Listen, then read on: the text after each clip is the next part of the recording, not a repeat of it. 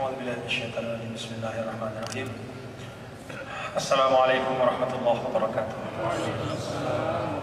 Alhamdulillah, wassalatu wassalamu ala Sayyidina Muhammad ibn Abdullah wa ala alihi wa sahbihi wa man tabi'a hudah, amma ba'd. Subhanaka la ilma lana illa ma 'allamtana innaka antal alimul hakim.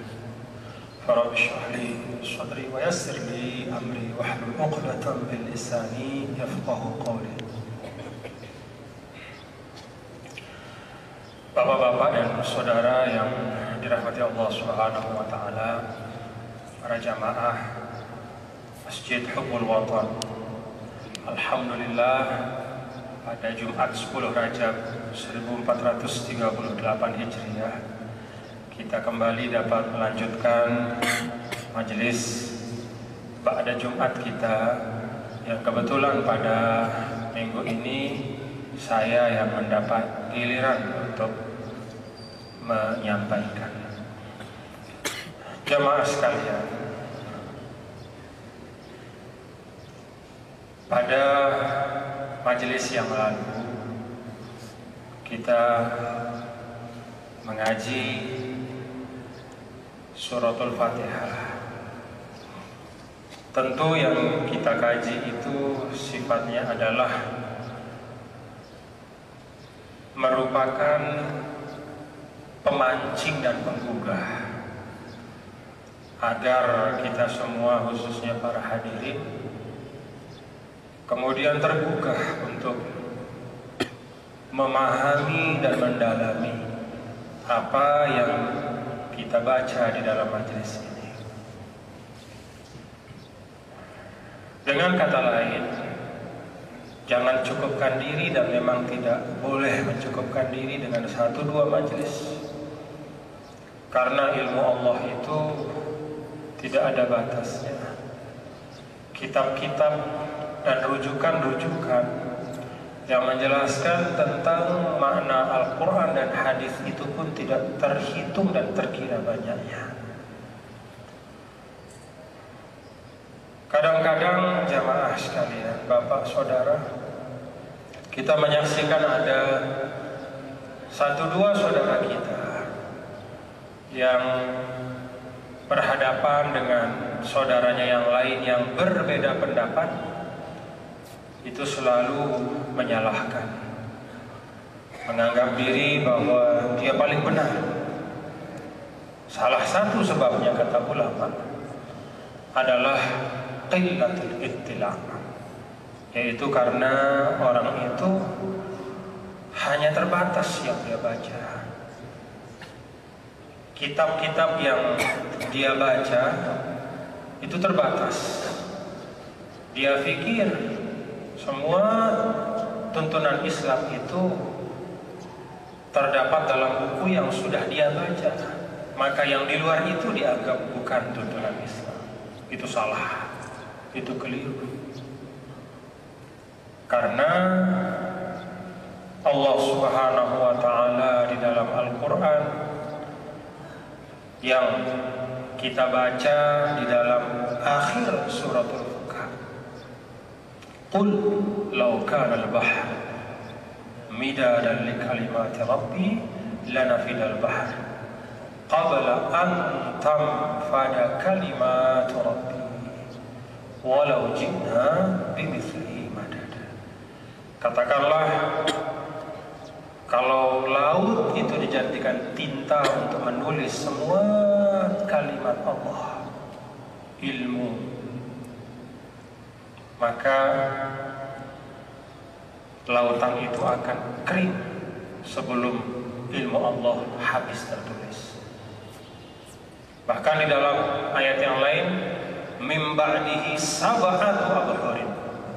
Jangankan laut yang ada, kalau diandaikan ada persediaan 7 kali lipat dari air laut yang ada untuk menulis ilmu-ilmu Allah, maka semuanya akan kering sebelum ilmu Allah habis tertulis. Artinya ilmu Allah itu banyak. Maka salah satu min syamil ulama adalah at-tawadhu, salah satu karakteristik utama dari orang berilmu atau ulama adalah rendah hati. Dan itu pula yang diajarkan kepada Nabi kita, Nabi besar Muhammad sallallahu alaihi wasallam. Dalam sebuah riwayat ketika beliau kembali dari Isra dan Mi'raj. Kita tahu Isra dan Mi'raj itu adalah satu peristiwa istimewa yang hanya diberikan kepada Nabi kita yang mulia, yang bahkan diceritakan dalam riwayat malaikat Jibril pun minta izin kepada Nabi untuk tidak berani menginjakkan kakinya di Sidratul Muntaha, karena yang bisa menginjakkan tempat itu, menginjakkan kakinya di tempat itu hanya baginda Rasul. Artinya ilmu yang tidak pernah diperoleh oleh siapapun, kehebatan dan hikmah yang dahsyat luar biasa. Namun ketika kembali dari proses karunia Allah yang luar biasa itu, Rasul sallallahu alaihi wasallam segera diingatkan oleh Allah dengan firman-Nya, wa qur rabbi zidni ilma. Seakan-akan hendak mengatakan, wahai Muhammad, dengan mukjizat Isra Mi'raj, dengan kemampuanmu sampai ke Sidratul Muntaha, dengan engkau bisa melihat ilmu-ilmu Allah yang tak ada satu makhluk pun bisa melihatnya, jangan sombong. Dan justru sebaliknya, teruslah berdoa, wa qul rabbi zidni ilma. Ya Allah, katakan wahai Muhammad, Rabbi, wahai Rabbku, zidni ilma, tambahkan ilmu. Itu pesan Allah kepada Rasul setelah Isra Mi'raj, yaitu doa, ya Allah, tambahkan ilmu. Jadi kalau Rasul saja masih minta tambah ilmu, apalagi model-model kita yang jauh hanya seujung kuku dari ilmu-ilmu beliau. Tawadhu itu karakteristik utama dari ulama. Nah, oleh karena itu sekali lagi yang kita baca dari suratul Fatihah kemarin itu adalah pemancing dan penggugah untuk bapak-bapak dan saudara bisa lebih mau mendalami dan membuka di rumah, agar apa yang kita baca 17 kali dalam satu hari, satu malam minimal, sesuai jumlah dari rakaat sholat wajib kita, itu dapat lebih mampu kita hayati maknanya, kita pahami maknanya. Karena apa? Ulama menyampaikan bahwa min akbari mu'inil khusyuk adalah fahmu ma'anil ayat. Salah satu yang paling penting untuk mendukung kekhusyuan sholat kita adalah paham. Jadi banyak cara untuk mencapai kekhusyuan. Salah satu penolong yang paling penting adalah dengan memahami apa yang kita baca. Orang yang mengatakan Maliki Yaumiddin tapi dia tidak ngerti artinya dengan Maliki Yaumiddin, semua kata itu dia pahami, dia camkan. Allah adalah raja di raja, penguasa hari pembalasan. Dia mengerti betul bahwa apa yang ada pada dirinya tidak ada artinya. Semua yang dia lakukan akan dia pertanggungjawabkan, dan semua konsekuensi dari ayat itu.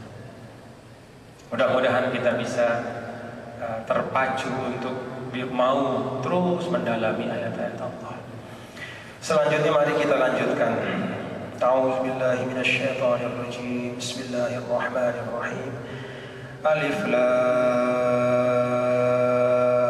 Mim. Dzalikal kitabu la raiba fihi hudan lil muttaqin. Ini suratul Baqarah kita masuk. Suratul Baqarah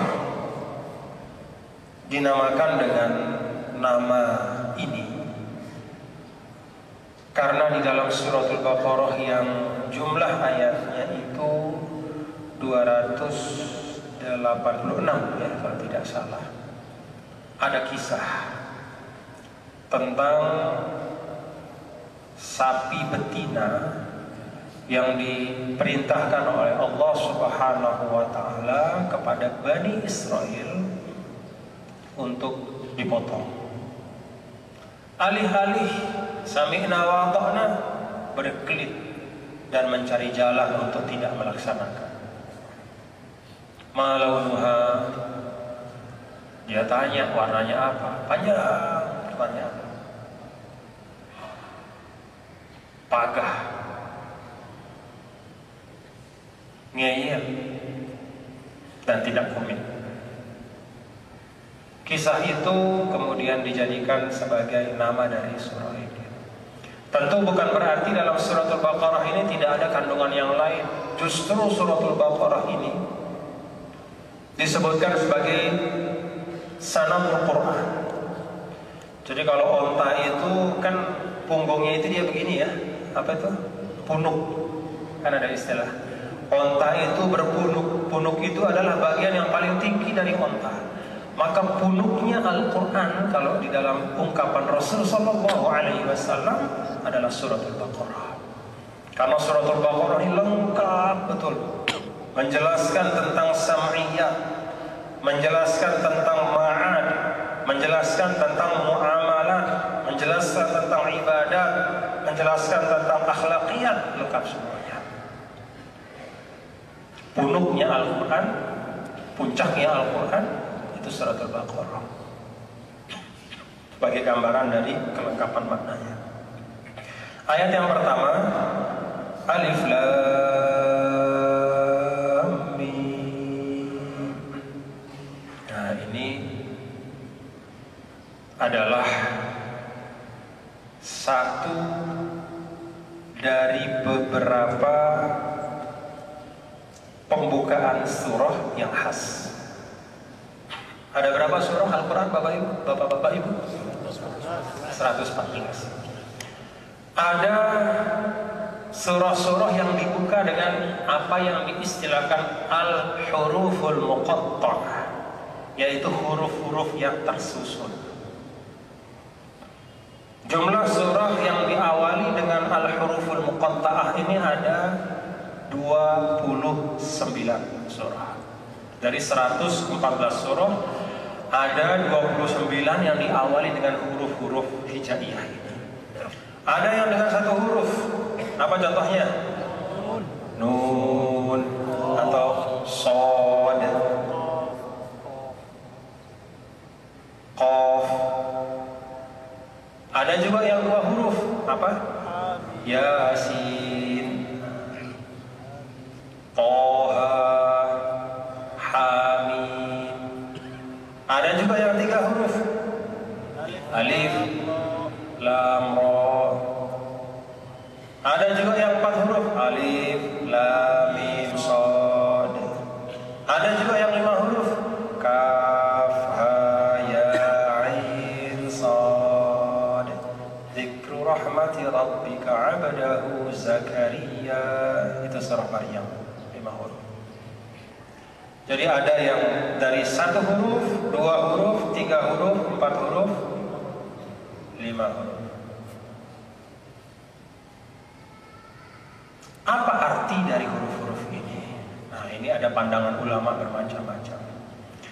Tetapi pendapat yang dikuatkan oleh banyak ulama adalah bahwa huruf-huruf ini digunakan untuk mengawali 29 surah dalam Al-Quran untuk menunjukkan bahwa kekuasaan Allah luar biasa. Dari huruf-huruf yang biasa digunakan oleh manusia, Allah bisa menyusunnya menjadi mukjizat yang tidak bisa ditandingi. Maka huruf ini lit-tahaddi, seakan-akan mengatakan begini: Bapak-bapak, ibu-ibu umat manusia, ini huruf yang kalian kenal semuanya, kalian pahami, kalian bisa susun menjadi kalimat. Dari huruf yang kalian kenal ini, kami susun kitab mukjizat yang tidak tertandingi. Kalau mukjizat itu dari sesuatu yang kita tidak kenal, mungkin bolehlah kita berdalih, itu susah ditiru mukjizat itu. Karena mukjizat itu menggunakan alat-alat yang tidak dikenal oleh manusia. Tapi Al-Quran, mukjizat yang terhebat, itu tersusun dari huruf-huruf yang bukan hanya dikenal oleh manusia, tapi juga sehari-hari diucapkan oleh manusia, khususnya oleh orang Arab. Jadi seakan-akan mengatakan dari huruf-huruf yang kalian pakai tiap hari, yang kalian gunakan berkomunikasi, yang kalian susun darinya itu ratusan, ribuan, puluhan ribu kalimat, kami susun kalam, tersusun mukjizat yang tidak bisa ditandingi. Litahadi.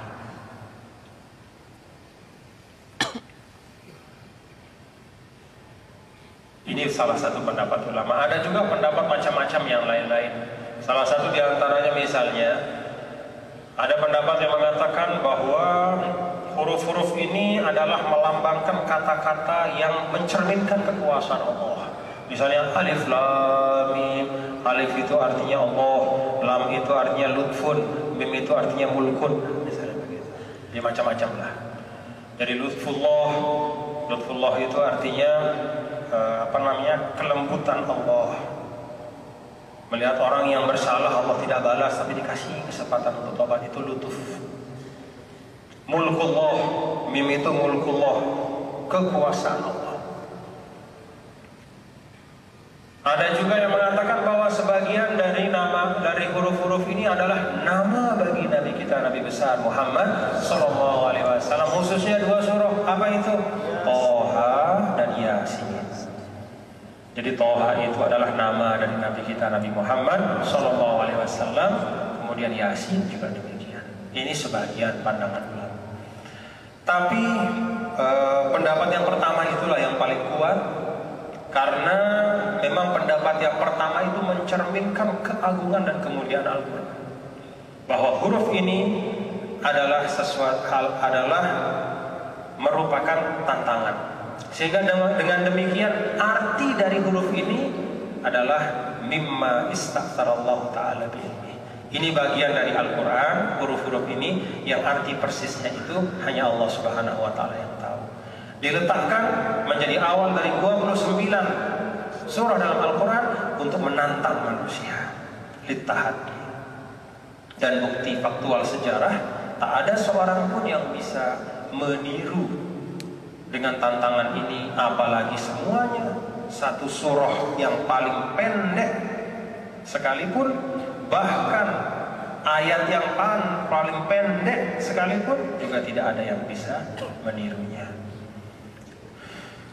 Dzalikal kitabu la raiba fihi hudan lil muttaqin.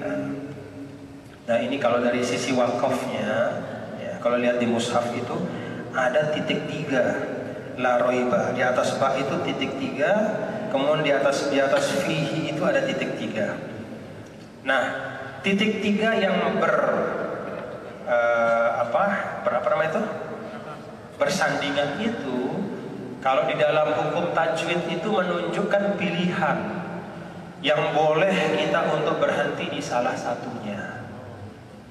Jadi bisa berhenti di dzalikal kitabul la raib, boleh. Sambung fihi hudal lil muttaqin, boleh.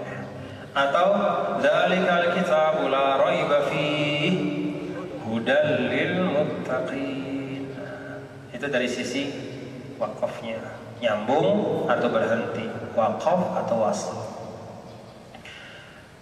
Ada diskusi bapak-bapak dan saudara, mana lebih baik? Kalau memang ada pilihan berhenti di la raiba atau berhenti di fihi, mana yang lebih baik? Ternyata berbeda tempat berhenti itu merubah makna. Kalau diberhentikan pada la raiba, maka fihi hudal lil muttaqin itu artinya di dalam Al-Quran itu ada petunjuk bagi orang-orang yang beriman.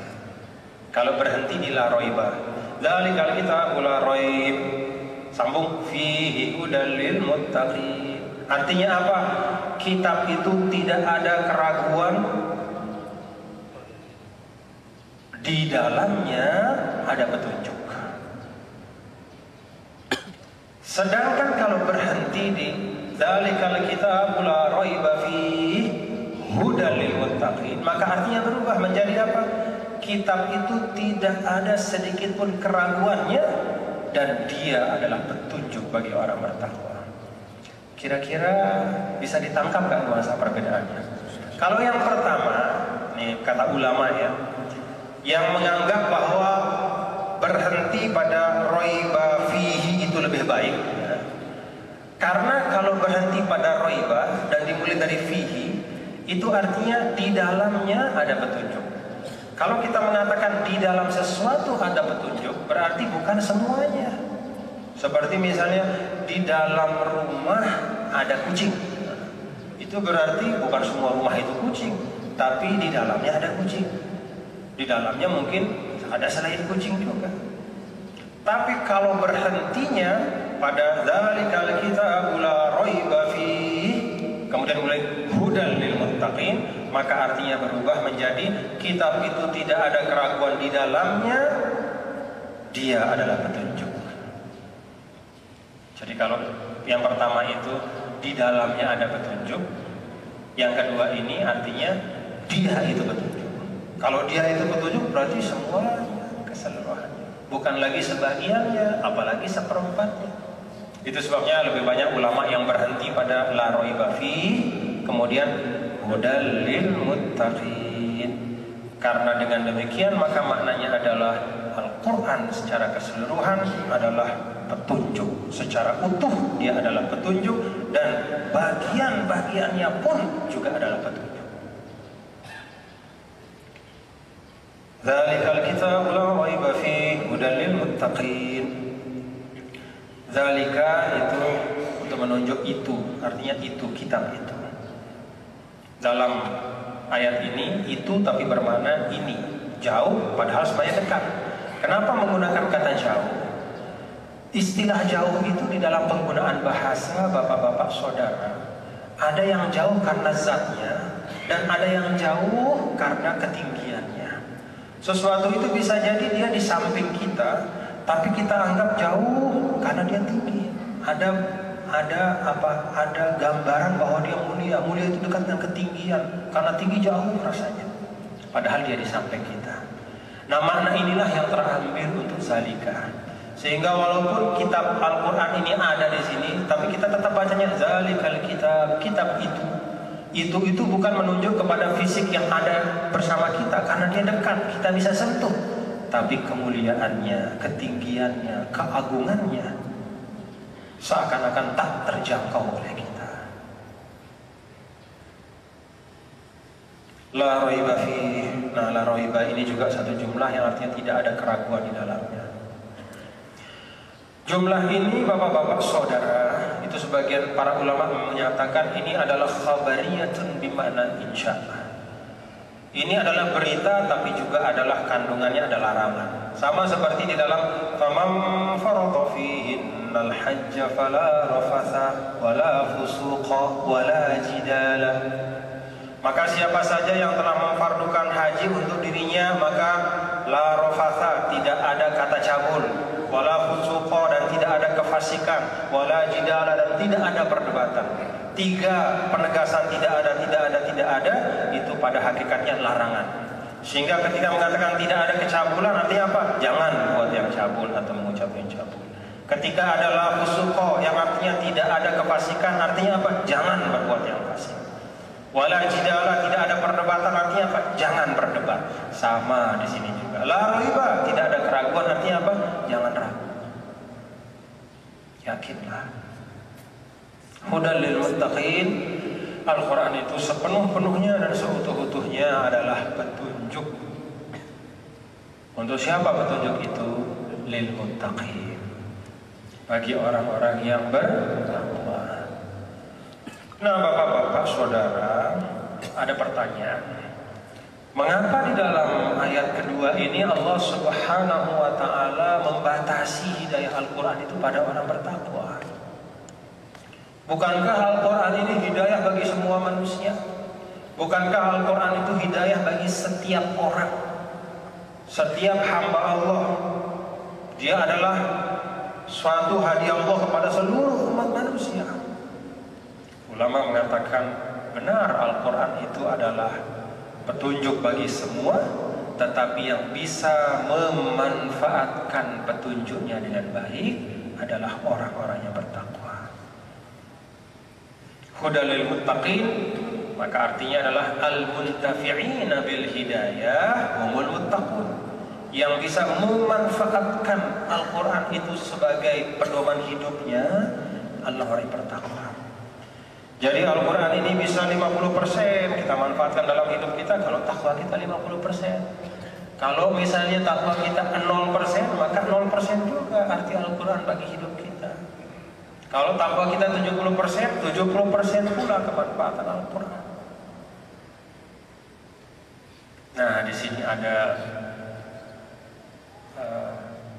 pesan dari Allah Subhanahu wa taala kepada kita, bapak-bapak dan saudara, bahwa semua kebaikan-kebaikan yang Allah sebarkan di bumi, di jagat raya ini, semua karunia nikmat lahir dan batin yang terlimpah oleh Allah kepada manusia, hanya dapat dimanfaatkan bagi orang yang pertama yang mempercayainya dan yang kedua menyiapkan dirinya sebaik-baiknya.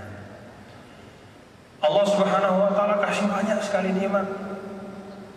Tetapi kalau kita tidak menyiapkan diri untuk mengambil, memanfaatkannya, nikmat itu akan lewat saja.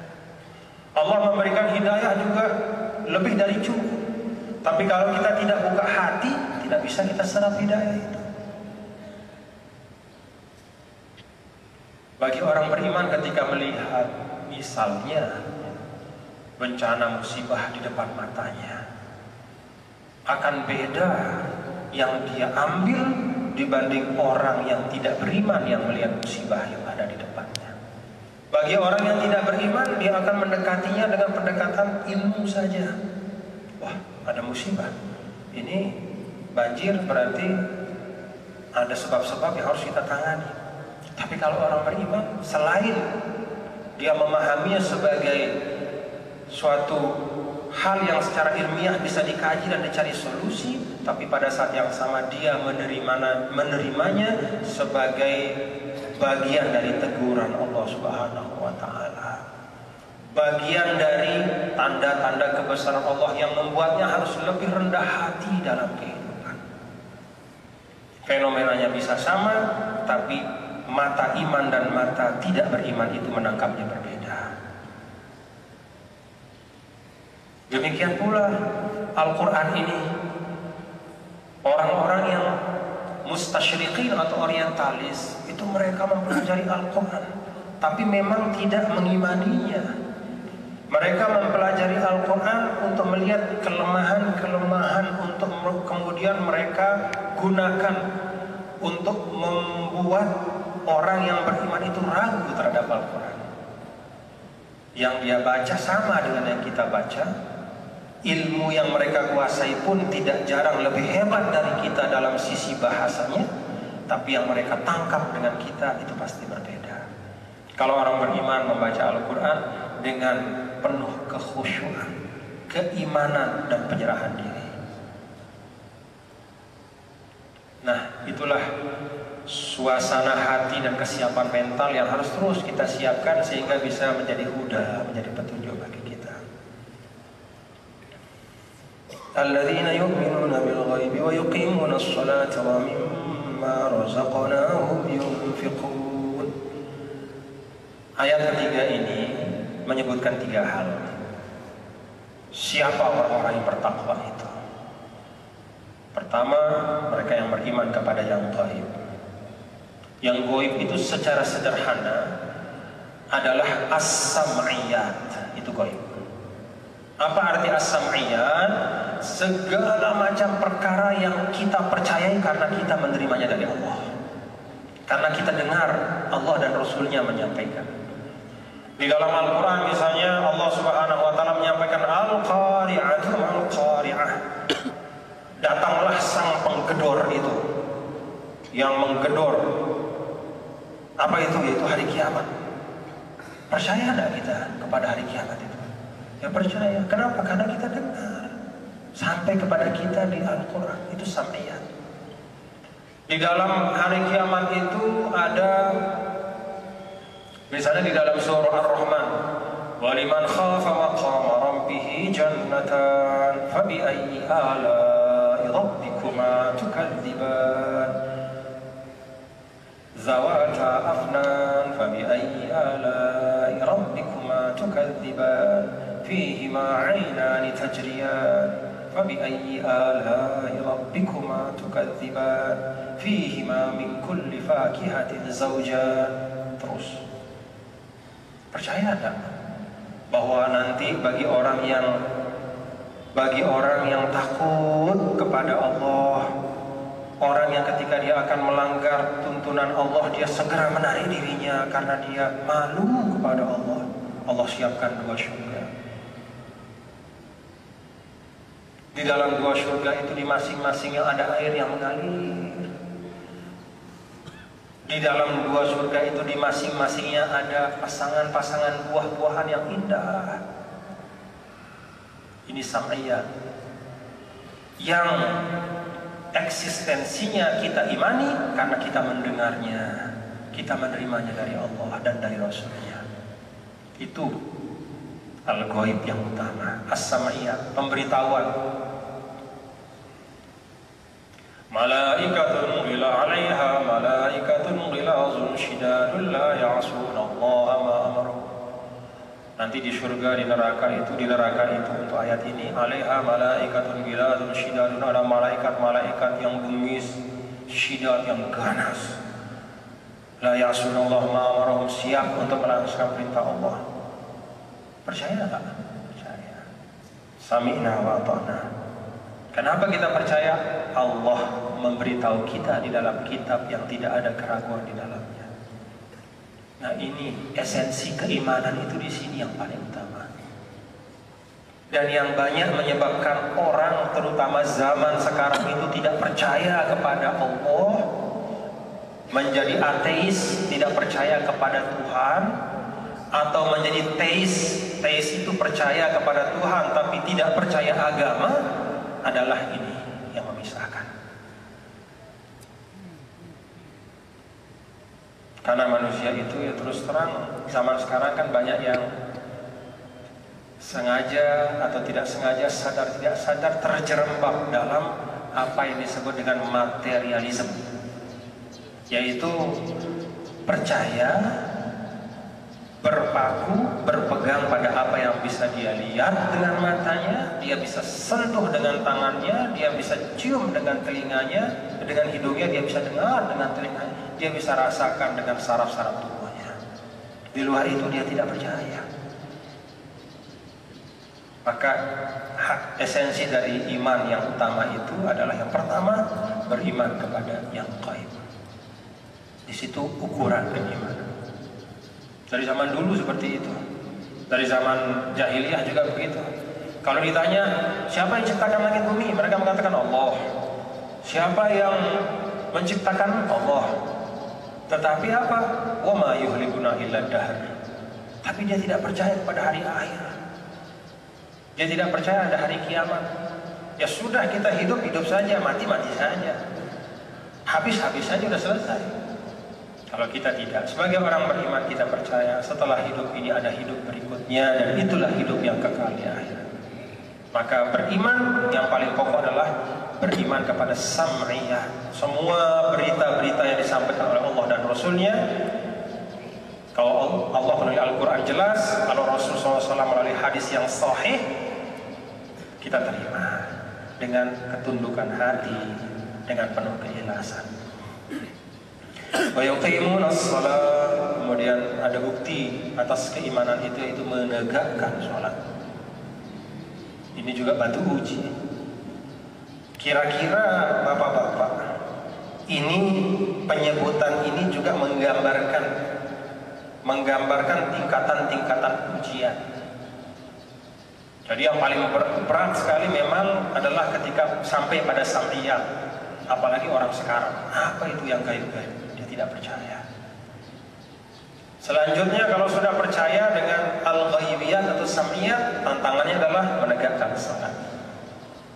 Ada orang yang percaya pada Allah tapi malas sholat. Bukan hanya ada, banyak. Di Indonesia namanya Islam KTP. Nah tahu ya, di Indonesia macam-macam istilahnya orang Indonesia ini banyak sekali. Islam KTP. Nah, ada bahasa Arabnya itu Islam KTP. Wa mimma razaqnahum yunfiqun. Nah, ini yang ketiga. Ada orang beriman, ada yang rajin sholat tapi bakhil. Mana lebih gampang, sholat atau mengeluarkan zakat? Mana lebih banyak orang rajin sholat atau orang rajin berzakat?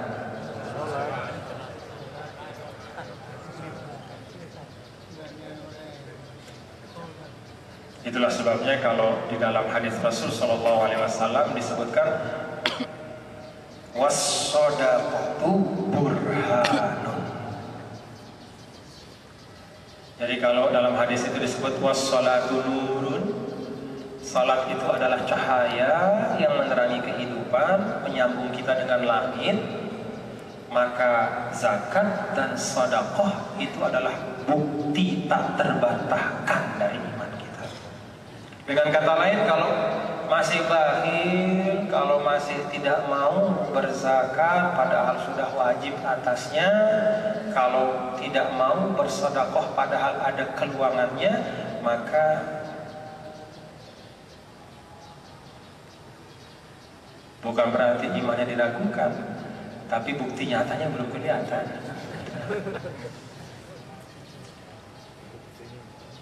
Itulah sebabnya kalau dihitung-hitung potensi zakat kita di Indonesia ini katanya kan beratus-ratus kali lipat dibanding apa yang terkumpul setiap tahun. Nah, ini jadi pengingat kita bahwa ternyata zakat itu adalah sesuatu yang fundamental. Dan itu mekanisme Islam untuk meredistribusi kekayaan. Kaila yakuna dulatan bainal agniya. Tanda satu bangsa hancur kalau kekayaannya hanya terkumpul di segelintir orang. Itu bahasa Al-Quran. Wa idza aradna an nuhlika qaryatan amarna mutrafiha fa fasaqu fiha fa haqqa 'alaiha al-qawl fadammarnaha tadmira. Kalau di suatu bangsa itu kekayaan hanya segelintir orang, segelintir kecil itu menguasai sekian ribu kali lipat dibanding jutaan yang lain, itu alamat bahaya. Itu Al-Quran. Sehingga kalau misalnya Bapak Presiden kita Pak Jokowi menyampaikan bahwa tugas ke depan di Indonesia ini adalah menghilangkan ketimpangan, itu betul. Karena yang menghancurkan kalau dalam bahasa Al-Quran tadi seperti itu. Amarna mutrafiha fa fasaqu fiha fa haqqa 'alaiha al-qawl fadammarna tadmira. Salah satu mekanisme untuk mengurangi ketimpangan itu adalah dengan bersedekah, berzakat. Itu Islam. Islam ini bukan agama yang hanya bicara akhirat, tapi juga bagaimana kita hidup rukun, aman, damai. Kemudian ayat yang keempat, walladzina yu'minuna bima unzila ilaika wa ma unzila min qablik wa bil akhirati hum yuqinun. Ada dua lagi yang disifatkan. Yang keempat, ayat keempat ini sifatnya yang keempat juga, walladzina yu'minuna bima unzila ilaika wa ma unzila min qablik. Mereka yang beriman kepada apa yang diturunkan kepadamu dan apa yang diturunkan kepada sebelummu. Wow, di sini lil jamaah, menunjukkan kesetaraan. Jadi bukan merupakan seorang muslim yang baik kalau hanya mempercayai turunnya kitab suci Al-Quran saja. Tapi seorang muslim, seorang mukmin adalah dia mukmin kalau dia mempercayai semua kitab-kitab yang diturunkan oleh Allah Subhanahu wa ta'ala.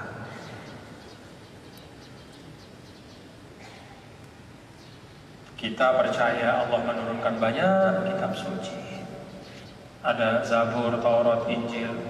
Selain kitab-kitab juga ada suhuf, lembaran-lembaran suhufu Ibrahim, apa yang diturunkan kepada Nabi Ibrahim. Dan pamungkasnya adalah kitab suci Al-Quran. Wa bil akhirati hum yuqinun. dan mereka iqan. Yuqinun, iqan itu lebih dalam lagi dari sekedar meyakini. Jadi iqan itu adalah yakin yang tutup, yakin terhadap akhirat. Kira-kira begitu bapak-bapak ibu? Ya.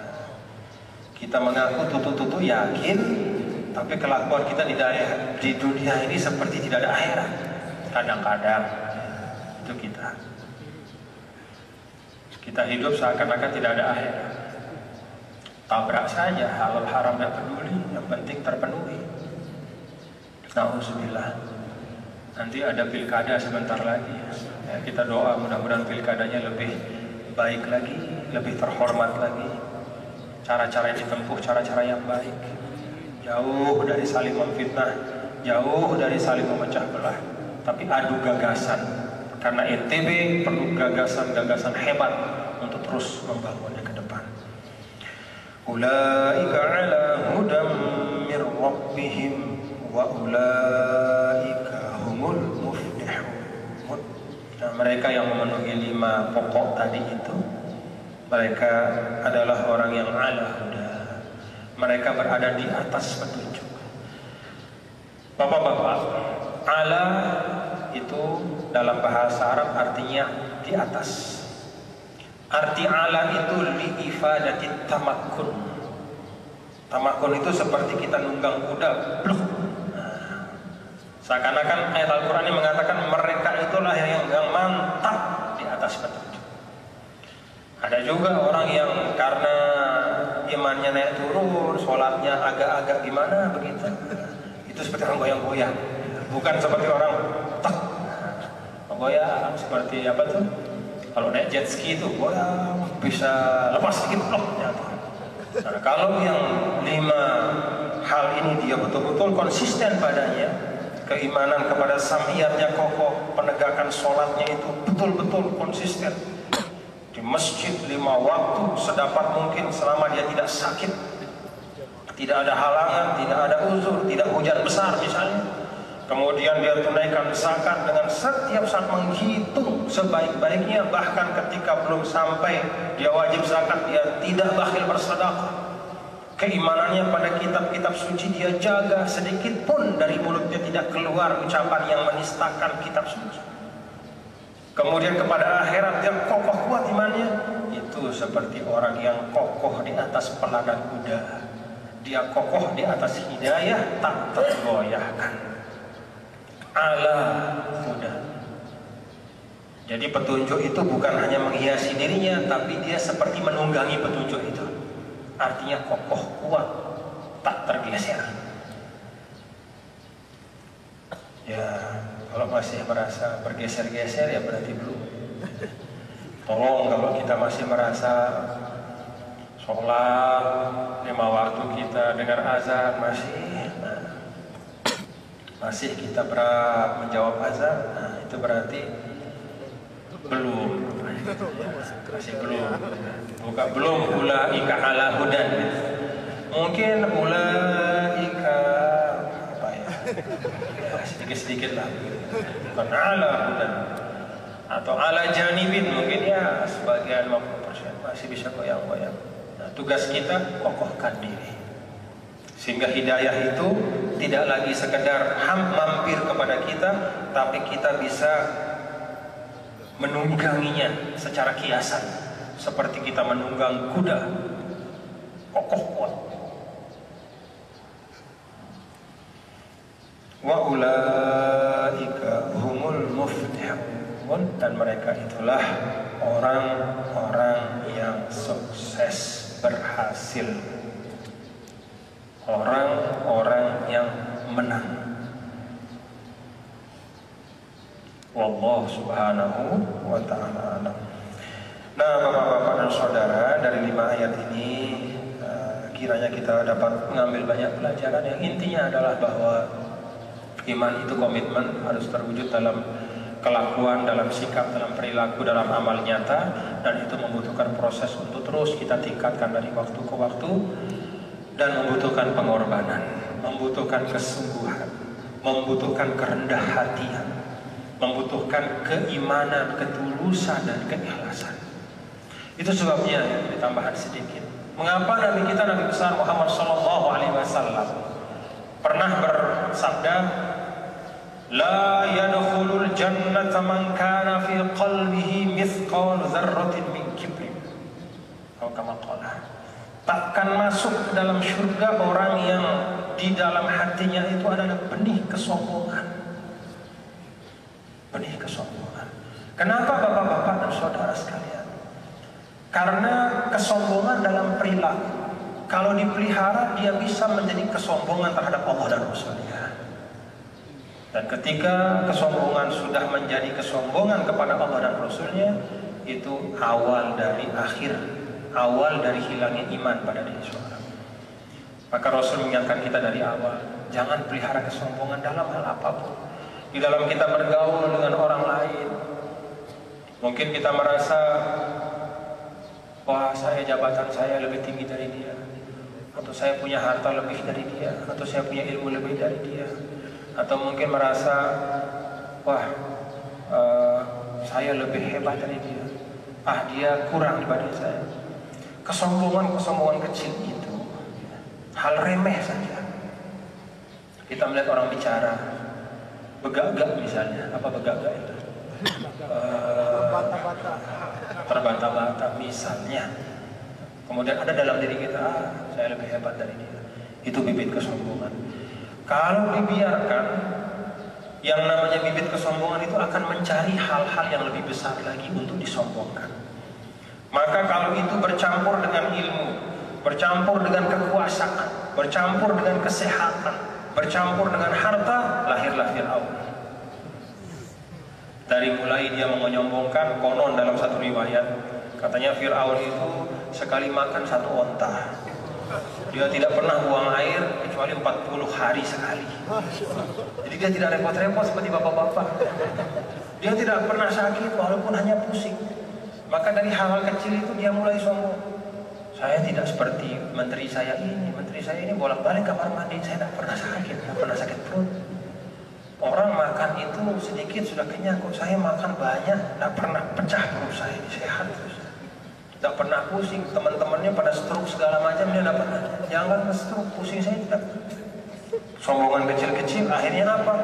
Dia pelihara kesombongan itu, akhirnya kesombongan itu mencari objek untuk disombongkan. Pada akhirnya apa puncaknya? Ana rabbukumul a'la. Dia proklamirkan, hei orang Mesir, saya ini bukan hanya raja, tapi saya Tuhan yang paling hebat. Itu sebabnya Rasul mengingatkan jangan sombong. Hal-hal kecil, kesombongan yang kecil itu akan membawa pada kesombongan besar dan pada akhirnya menggerogoti, mencabut iman dalam diri kita. Mari kita bangun NTB, mari kita menjadi warga masyarakat, kita menjadi umat, individu-individu yang punya kerendahan hati. Kita rendah hati, tawadhu. Kata Rasul, man tawadhu'a rafa'ahullah. Siapa orang yang rendah hati, Allah akan angkat. Siapa orang yang sombong, Allah akan jatuhkan. Na'udzubillah min dzalik. Allah Subhanahu wa taala alam. Dan sifat rendah hati ini adalah modal juga untuk membangun negara yang kita cintai. Kalau kita sebagai warga bangsa ini satu sama lain saling menyombongkan diri, menganggap yang lain kurang dibanding kita dari sisi pengabdian, komitmen terhadap republik, itu awal perpecahan. Semua kita insya Allah punya komitmen yang sama untuk republik ini, dan kita sama-sama mencintainya sebagai karunia dari Allah yang wajib untuk kita jaga, kita majukan, kita makmurkan. Mari kita saling mendukung dalam kebaikan dan saling menyokong dalam amal soleh. Allah Subhanahu wa taala alam. Allahumma muwaffiq wal hadi ila sabil rasyad. Wassalamualaikum warahmatullahi wabarakatuh. Ada waktu sekitar 15 menit, mungkin ada yang ingin memberi masukan, usulan atau koreksi terhadap apa yang saya sampaikan. Silakan. Bismillahirrahmanirrahim. Assalamualaikum warahmatullahi wabarakatuh.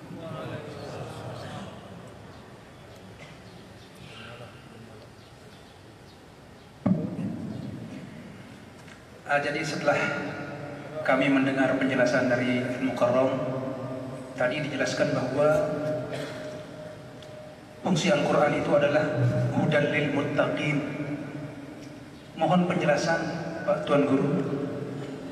Dalam satu surat pada ayat yang berbeda dijelaskan bahwa yang tadinya dijelaskan oleh Tuan Guru itu hudan lil muttaqin, sedangkan pada ayat berikutnya syahrul ramadan alladzi unzila fihi al-Qur'anu hudan linnas. Mohon penjelasan. Yang tadinya pada surat yang satu surat dijelaskan pengertian yang berbeda. Mohon penjelasan. Pertanyaan kedua silakan nanti saya. Bapak siapa? Muhammad Ja'far. Silakan yang kedua nanti sekalian ya, apa-apa. Maju.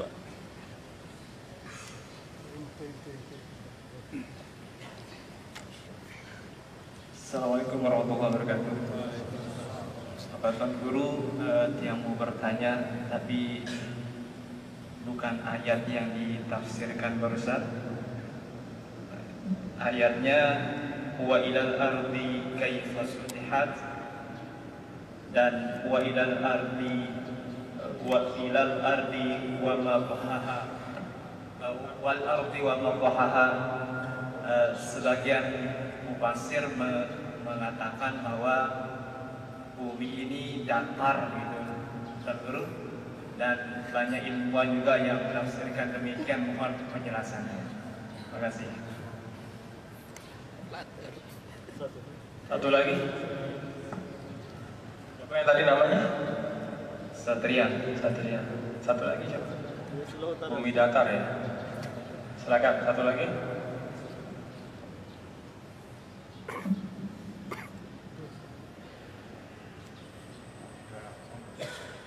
Assalamualaikum warahmatullahi wabarakatuh.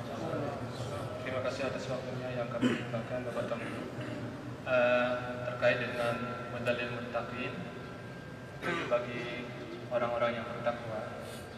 Ini ada ayat lain Bapak Tuan Guru terkait dengan perbedaan pendapat juga. Mohon kami jelaskan tafsir dan mana yang jelas terkait dengan ar-rijalu qawwamun 'alan nisa. Karena banyak kita lihat presiden, gubernur, wali kota, bahkan sampai kepala sekolah ada yang dari kalangan perempuan. Apakah tidak melanggar ayat tadi? Terima kasih. Assalamualaikum warahmatullahi wabarakatuh. Waalaikumsalam warahmatullahi wabarakatuh. Terima kasih. Ini pertanyaan yang sulit ya. Jadi saya jawab biasa kemampuan saya. Pertama tentang ayat syahrul ramadan alladzi unzila fihi al-Qur'an hudan lin-nasi wa bayyinatin minal huda wal furqan. Sama surahnya suratul Baqarah. Rangkaian dari ayat yang menjelaskan tentang kewajiban berpuasa. Nah, di sini di awal suratul Baqarah hudan lil muttaqin, di ayat yang tadi itu hudan linnas wa bayyinatin minal huda wal furqan. Nah, sebenarnya jawaban dari pertanyaan Pak Ja'far tadi bisa ditangkap dari apa yang saya jelaskan, bahwa Al-Quranul Karim itu prinsipnya adalah lihidayatil bashar, hudan linnas, untuk menjadi petunjuk bagi semua manusia. Tapi yang bisa benar-benar memanfaatkannya sebagai petunjuk adalah orang-orang yang bertakwa. Jadi kalau misalnya ada di suatu tempat seorang manusia tapi dia tidak mengimani Al-Quran, tidak mungkin dia bisa menjadi petunjuk bagi dia karena dia tidak percaya. Nah, itu sebabnya di dalam Al-Baqarah ini yang disebutkan oleh Allah adalah dari sisi yang bisa memanfaatkannya. Nah, kenapa ini disebut di awal surat Al-Baqarah hudan lil muttaqin? Untuk memicu kita agar kalau mau Al-Quran ini benar-benar menjadi petunjuk yang nyata dalam kehidupanmu, wahai hamba Allah, jadilah engkau orang bertakwa. Kalau engkau betul-betul menjadi orang yang bertakwa, maka Al-Quran itu akan sempurna menjadi petunjuk hidupmu. Jadi awal surat Al-Baqarah ini terkait dengan siapa yang bisa memanfaatkan petunjuk itu. Kalau dalam ayat yang tadi hudan linnas, dalam konteks bahwa memang diarahkan sebenarnya oleh Allah Al-Quran ini untuk semua manusia.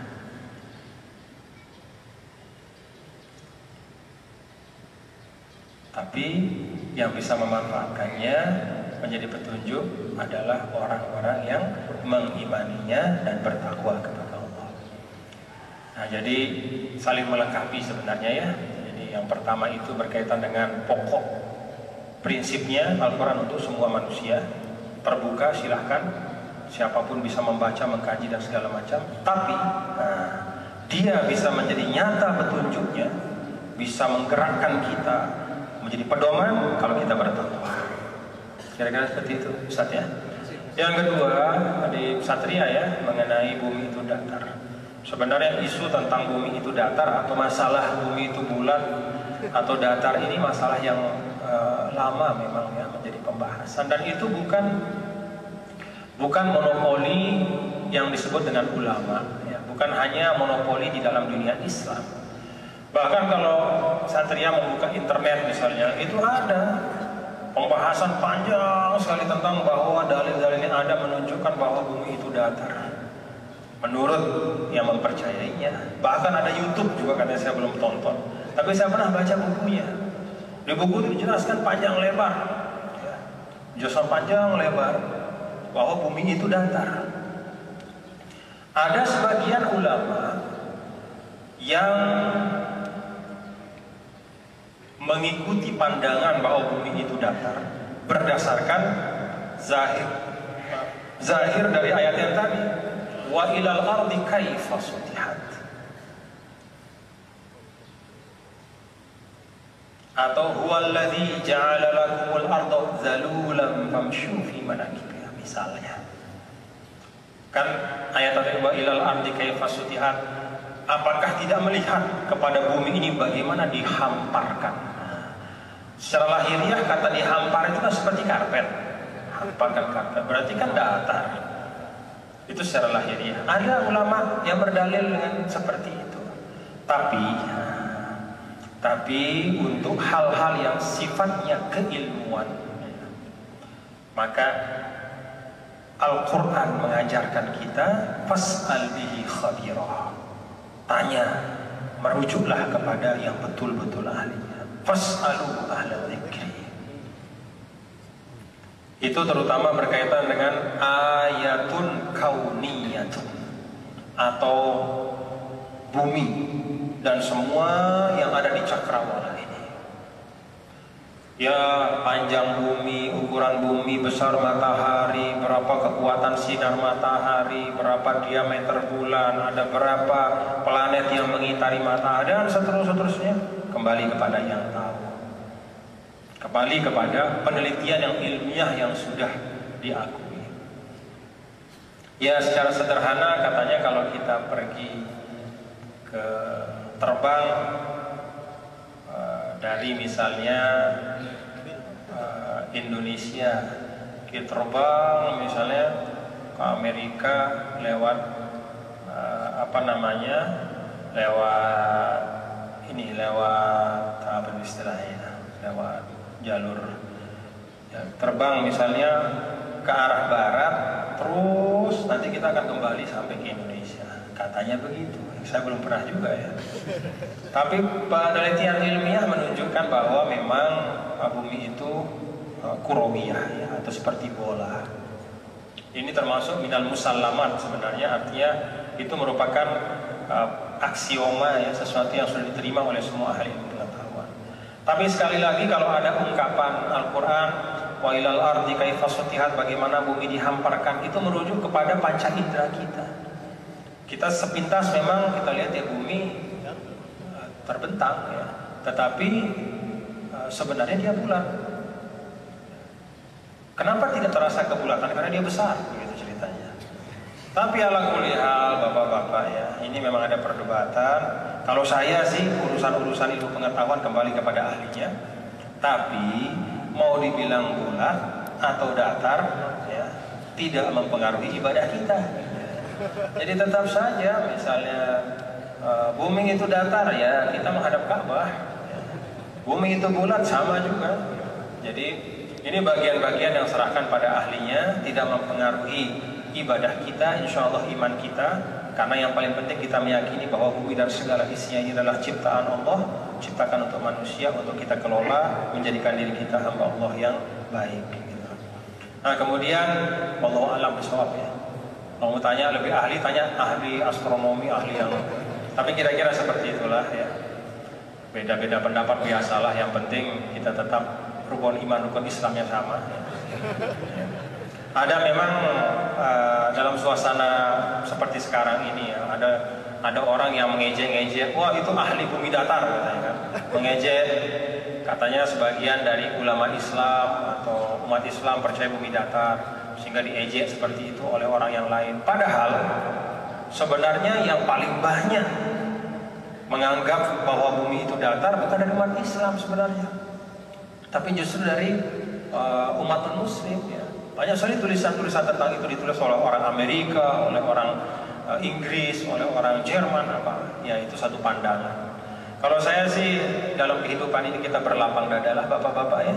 Perbedaan pandangan itu banyak sekali. Yang penting ibadah kita terjaga, akidah kita terjaga, itu yang paling penting. Terakhir dari bapak siapa tadi? Bapak. Ya. Apa ya yang ditanyakan tadi? Ar-rijalu qawwamuna 'alan nisa bima faddalallahu ba'dahum 'ala ba'd wa bima anfaqu min amwalihim. Ini adalah bagian dari surah apa nih? An-Nisa ya. Surah An-Nisa. Ar-rijalu qawwamuna 'alan nisa, bahwa para laki-laki adalah qawwamun ya. Pemimpin atas kaum perempuan. Terhadap ayat ini ada beberapa fakta. Pertama, ayat ini terkait dengan urusan keluarga, itu yang pertama. Jadi laki-laki dan perempuan di sini lebih dimaknakan di dalam urusan keluarga. Kenapa bisa disebutkan bahwa konteks ayat ini adalah untuk urusan keluarga? Karena lanjutan dari ayat ini. Apa lanjutannya? Bima faddalallahu ba'dahum 'ala ba'din wa bima anfaqu min amwalihim. Karena Allah Subhanahu wa taala memang membedakan antara dua jenis ini, laki dan perempuan, dan karena laki-laki itu menafkahi perempuan. Nah, kalau urusan menafkahi ini berarti kan konteksnya suami kepada istri. Jadi itu yang pertama. Ini memang konteksnya lebih kepada hubungan suami istri. Itu yang pertama.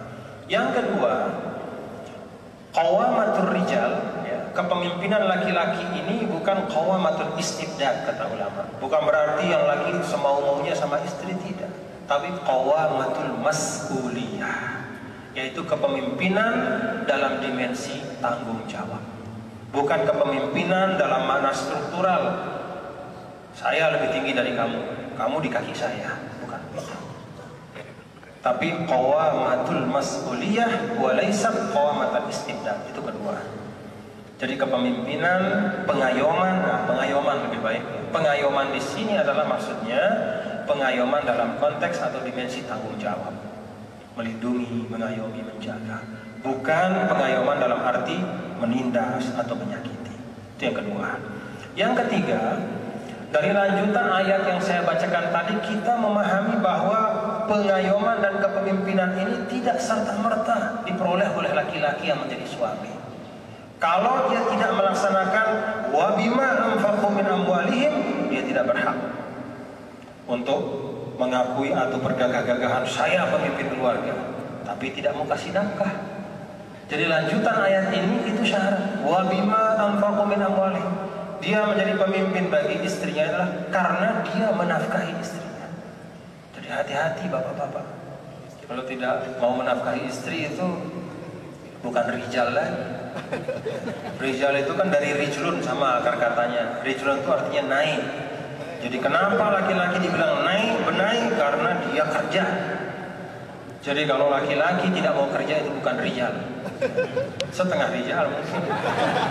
Rupanya saja laki tapi tidak mau bergerak, tidak mau melangkah, tidak mau bekerja, tidak mau bersusah-susah, ongkang-ongkang kaki. Sudah begitu bergaya lagi depan istrinya. Saya suami. Tidak bisa begitu. Islam itu selalu meletakkan sesuatu dalam dua sisi. Jadi ada hak, ada kewajiban. Ada kehormatan, ada tanggung jawab. Selalu dua sisi. Nah, jadi itu yang ketiga, bahwa pengayoman atau kepemimpinan dalam keluarga itu dikaitkan dengan penunaian kewajiban, yaitu memberi nafkah yang cukup kepada istri. Nah, ukuran nafkah yang cukup itu kan ada dalam kitab-kitab fikih ya, yaitu yang menyangkut hal-hal yang pokok. Kalau lipstik atau salon itu bukan ya, jadi itu tidak. Jadi jangan istri mengadu kepada pengadilan, saya tidak mau sama suami saya ini lagi karena dia tidak membelikan saya lipstik sudah 1 tahun. Itu kalau dalam fikih tidak termasuk itu ya. Jadi hal-hal yang memang pokok, penting untuk tegaknya agama dan layaknya hidup sebagai manusia. Nah, jadi kira-kira seperti itu. Wallahu a'lam bishawab. Banyak kekurangan, banyak kekeliruannya, silahkan nanti dibaca lagi. Dan mudah-mudahan majelis kita diberkahi oleh Allah Subhanahu wa taala. Kita berdoa, apa yang kita dengar kita bisa ambil yang terbaik, yang tidak baiknya jangan kita bawa. Ya. Seperti di dalam Al-Qur'an itu, alladzina yastami'una al-qawla fayattabi'una ahsanah. Jadi boleh saja masuk ke telinga kita segala macam omongan, karena kita sulit untuk menutup telinga sekarang. Segala macam masuk, sengaja maupun tidak sengaja, tapi yattabi'una ahsanah. Orang yang cerdas, orang yang baik adalah yang memfilter itu semua dalam dirinya dan mengikuti yang terbaik dari apa yang dia dengar. Amin ya Rabb. Kita baca Fatihah untuk itu. Al-Fatihah. Bismillahirrahmanirrahim.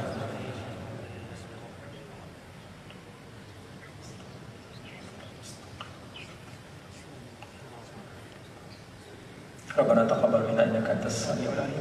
Tub 'alaina innaka antat tawwabur rahim. Rabbana anfa'na bima 'allamtana wa 'allimna yanfa'una. Rabbana anfa'na bima 'allamtana wa 'allimna yanfa'una. Rabbana anfa'na bima 'allamtana wa 'allimna ma yanfa'una bi rahmatika wa karamika ya akramal akramin. Wa sallallahu ala sayyidina Maulana Muhammad walhamdulillahirabbil alamin. Subhanakallahumma. Terima kasih, mohon maaf banyak kekurangan kekhilafan. Assalamualaikum warahmatullahi wabarakatuh. Waalaikumsalam.